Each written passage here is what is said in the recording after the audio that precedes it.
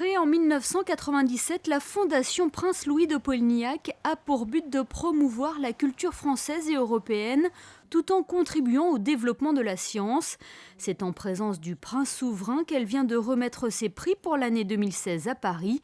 Une cérémonie qui revêtait un caractère particulier car cette année marque le 20e anniversaire de la disparition du prince Louis de Polignac, qui n'est autre que le parrain du prince Albert II.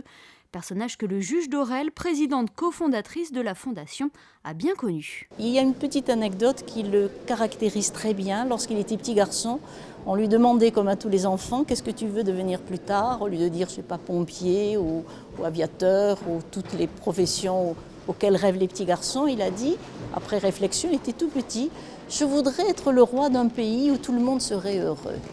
Donc c'était son souci déjà à sa naissance, il voulait qu'autour de lui, il voulait sentir le bonheur autour de lui et il l'a donné.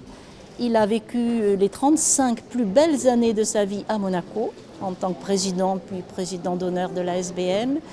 Et ceux qui l'ont connu ne pourront que vous confirmer qu'il était de ces magiciens qui, d'un coup de baguette magique, rendent tout un peu plus beau, un peu plus heureux, un peu plus confiant en l'avenir. Donc, c'est pour ça qu'il reste aussi vivant dans nos mémoires. Et le prince Louis de Polignac, grand amateur de toutes les formes d'art, aurait apprécié le lauréat du Grand Prix de la Fondation.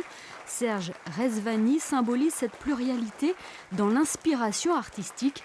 Peintre, écrivain, compositeur, il est notamment connu pour être l'auteur du Tourbillon de la vie, chanson rendue célèbre par le film Jules et Jim de François Truffaut. Durant sa carrière, cet artiste pluri-indisciplinaire, comme il se décrit, aura fait la connaissance de grands noms qui aura marqué sa vie. Je dirais Raymond Queneau, qui m'a beaucoup poussé à écrire, justement, qui aimait beaucoup ma peinture, qui même m'achetait des tableaux quand j'étais jeune, et je suis devenu très ami avec lui. Et c'est lui qui m'a incité à écrire beaucoup. François Truffaut aussi m'a incité à écrire. Et puis, très jeune, j'ai rencontré Paul Éluard, avec lequel j'ai fait un livre qui est un de ses livres les plus rares.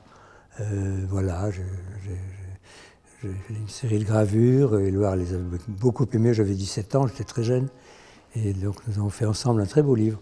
Voilà, et puis j'ai fait beaucoup de rencontres dans ma vie, bien sûr, mais bon, je ne vais pas faire le catalogue.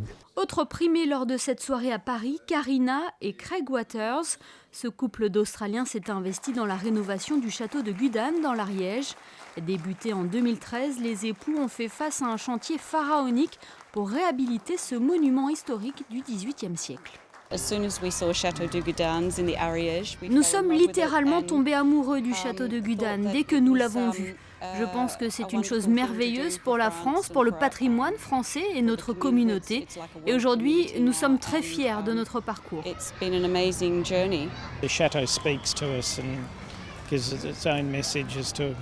Le château avait réellement besoin que l'on s'occupe de lui, qu'on lui redonne vie. Quand nous avons commencé le chantier, la première étape était de le reconstruire, de le remettre sur pied, jusqu'à ce qu'on puisse s'y promener sans forcément porter un casque de chantier. Cette étape est désormais derrière nous, mais il reste encore du travail. Tout doit être fait avec minutie et nous devons faire avec beaucoup de facteurs, ce qui va encore nous demander encore un peu de travail. Cette cérémonie s'est clôturée en musique avec les lauréats du prix du conseil d'administration de la Fondation. L'ensemble musical Hélios est un quatuor pour flûte et cordes formé depuis près de 20 ans maintenant. Il a notamment interprété une œuvre de Mozart, l'un des compositeurs préférés du prince Louis de Polignac.